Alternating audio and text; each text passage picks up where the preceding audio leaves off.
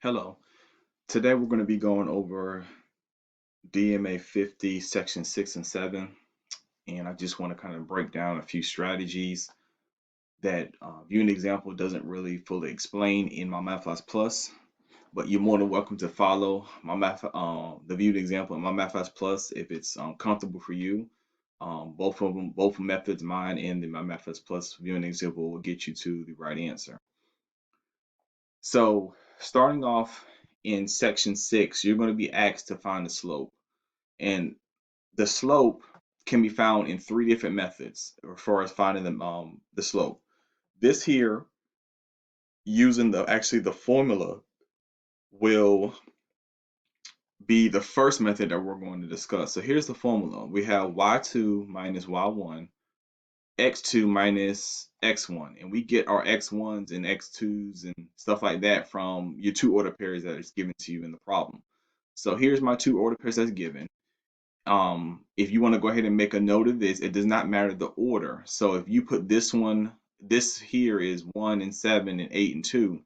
If you decide to put 8 and 2 first and 1 and 7 second, back on flip flop, it's still going to give you the same answer as -5/7. So just wanted to put that out there. It does not matter the order. You can switch them anywhere you want to. You're still going to end up, once you do the math, -5/7. So we go grab our y2, which is going to be the 2 here, and place it here. We're going to go get our y1 from the front, that's 7, and place it here. 2 minus 7 gives us -5. Then we're going to get x2 and x1 from our 2 points, subtract them, and we get 7 on the bottom. So that's why the answer is going to be -5/7. I think one of the key things you might want to do is draw boxes around each part, because when you get into negative numbers, it can get a lot of confusion with this negative sign here. So let me kind of give you an example of what I mean by that. So let's copy the formula.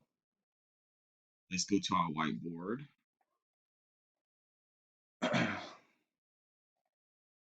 So here's the formula.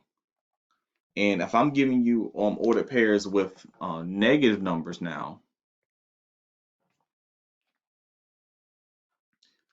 let's say -1 and then -2, and then I have -5 with -6. That's a lot of negative numbers to deal with. So if I were to put them in, this is what I mean by boxes. Draw a box to be our y2 minus another box, which gives us so that way we won't get this subtraction sign confused with all these negative signs in the order pair. So, and then all over this box minus this box. So now let's go get our numbers. So y2, like I said, does not matter. So if I choose this one to be y2, I'm going to place it here. And then y1, it could be this one. And then x2 will come from the same one up here, so -1. And then x1 will come from the -5.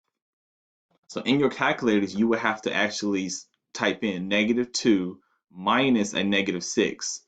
Sometimes when we don't put these boxes, we make the mistake and say -2 minus 6.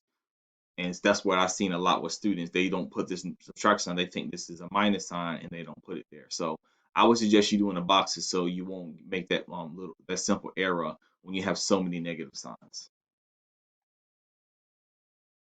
So that's method one. So it's typically when they giving you two order pairs, immediately go to the slope intercept form and just put it into uh, the formula.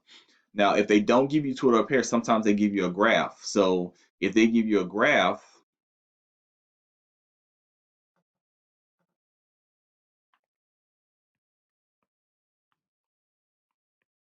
so that's my X and Y axis. I'm going to draw my line. So this is the graph, and maybe they give you this point here, and they put a dot for maybe this point here. It's up to you now to know what these points are to go ahead and put it in the formula. So if I kind of estimate, this is going to be 1, 2, this is going to be 1, 2, 3 maybe. So this is going to be, this point here is actually 2, 3.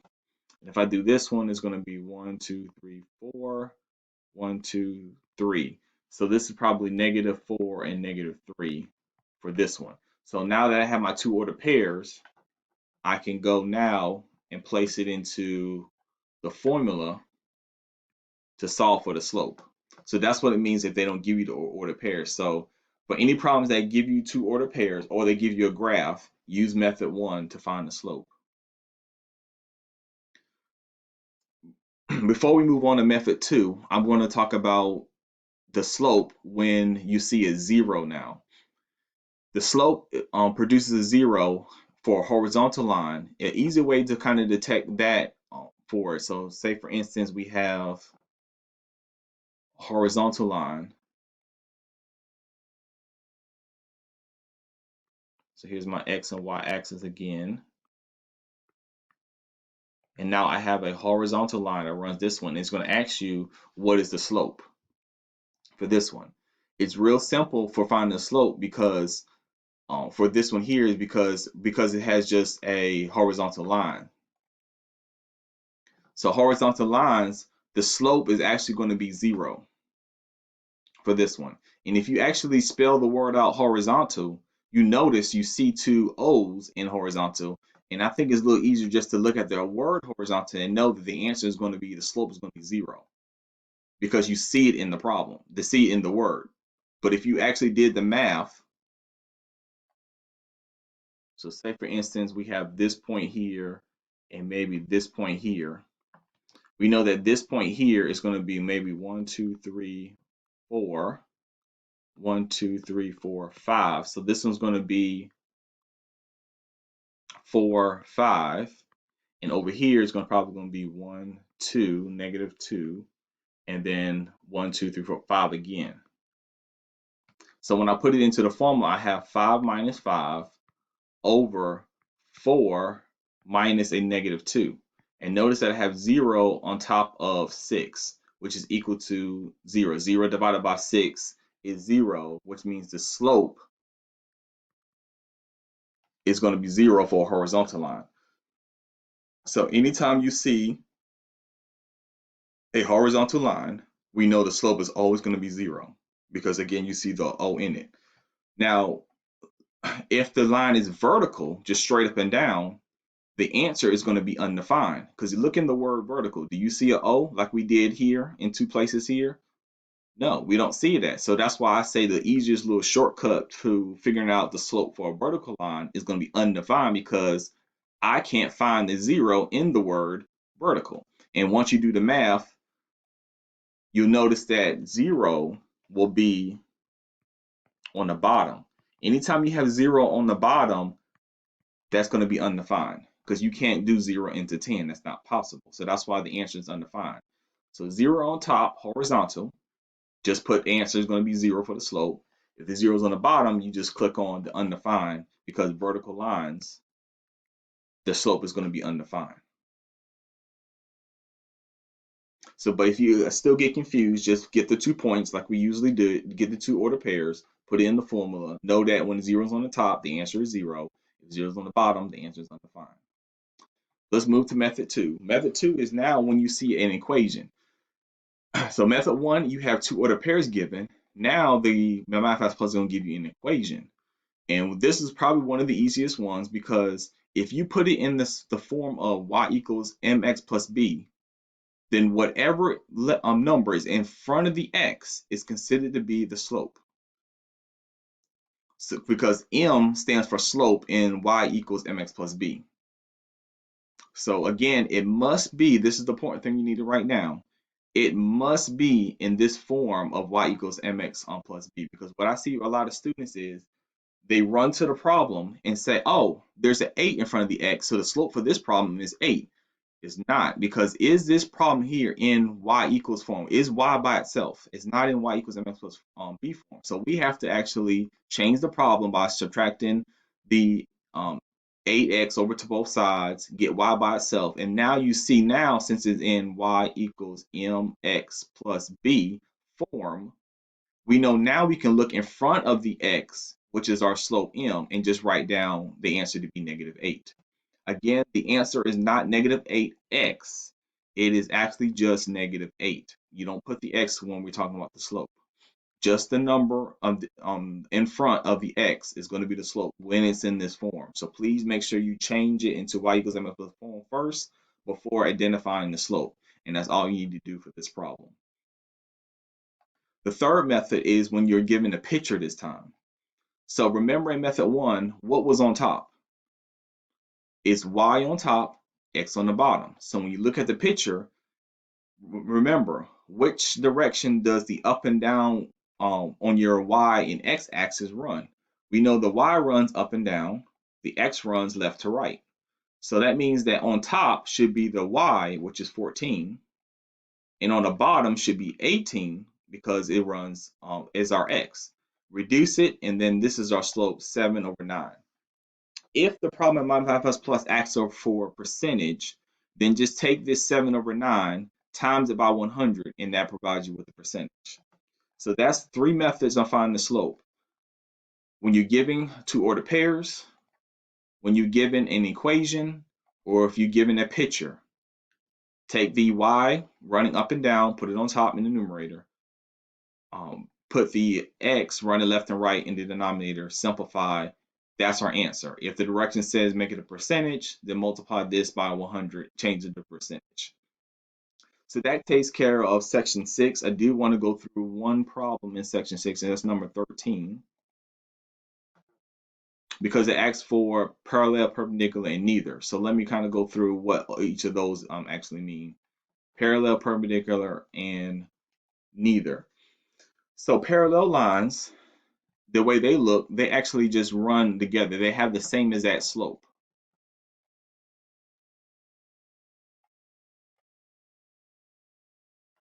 So I have one line slope that runs this way, and their second line is actually going to run again exactly like it. This is what is called parallel, and the little symbol for parallel is just two straight lines like this. That's what parallel is.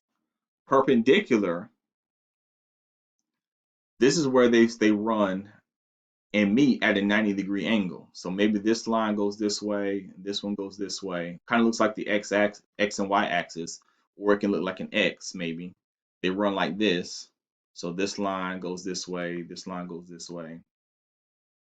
Let me put in my x and y axis. So this is my x and y axis in black. And the two lines run strictly like this, going this from crossing each other. If they form a little 90-degree answer, the little box right there, anytime you see a line, you have a little box here, that means 90 degrees. If they run 90 degrees here, that means they run 90 degrees here and also here also. So if they run at a perfect 90-degree angle, then this is called perpendicular.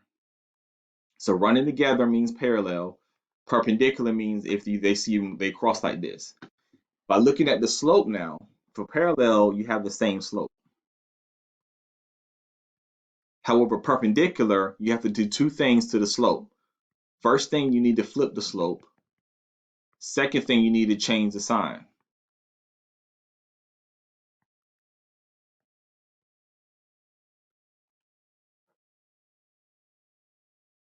So parallel, same slopes. Perpendicular, two things you need to do to check them. You must check the box in both of these areas, not just one, but both of them. Change the sign and do the reciprocal, which means flip the slope.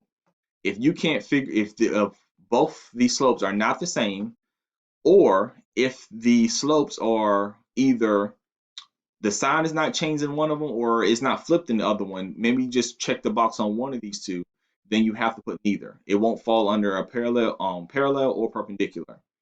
So an example for this one is, if I have -4, to order for it to be perpendicular, I need to flip it and change the sign. So say that my m is going to be -4. So I'm making it into a fraction by putting it over 1. So the first thing I need to do is flip it. That becomes -1/4. So I just did the reciprocal. And then we got to change the sign. So what's negative now is going to be positive. So this is my answer. This is how I compare the two. If the slope is -4, in order for it to be perpendicular, it has to be 1/4. So if you're trying to compare maybe the 4 to the -1/4, well, yeah, it does flip, but it doesn't do part two as far as changing the sign because both of them are still negative.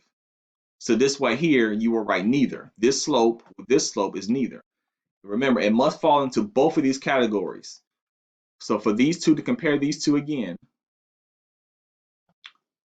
does this sign flip? This is a positive, this is a negative, this is a positive. It flips.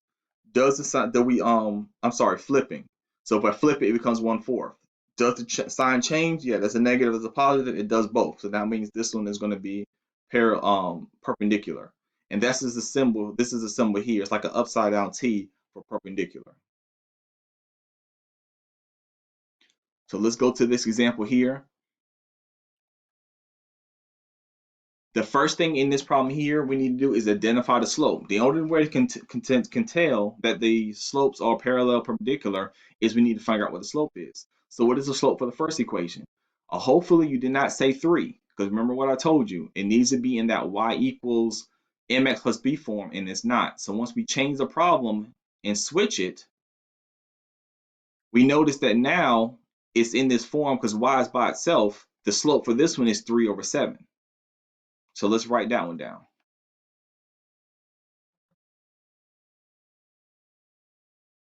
So we have 3/7 for the first equation. Let's go get this equation now. Remember, the slope is not 6, -6. Put it into y equals form, and then let's figure out what's in front of the x. Once I figure out what's in front of the x, this one here, when I do the math, it's actually going to be 3/7, just like this one. Because they're the same, this is going to be parallel.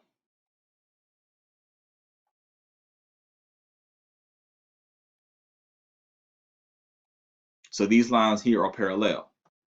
So just to kind of recap now, say that for instance, this is a new example, that one your slope is 3/7, but the other one that we're comparing to is just -3/7. What would you identify this to be? Well, we see that the signs change. That checks one of the boxes to be perpendicular, but does it flip?